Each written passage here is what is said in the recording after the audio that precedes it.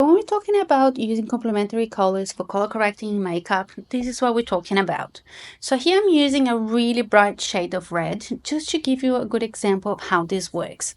I'm also using that same red in a much smaller concentration on my arm to show you the difference. So if you want to cancel off the red, which means neutralize that color and make it look more natural, we need to find which color sits on the opposite side of the color spectrum. In this case, it's the green. So here I'm just going to use a very intense green to neutralize that red on my arm. Now, with a much lighter patch that I created on my arm, that really pale red is more like someone has perhaps rosacea, some acne scar, or sometimes some skin conditions that might bring a lot of redness to the face.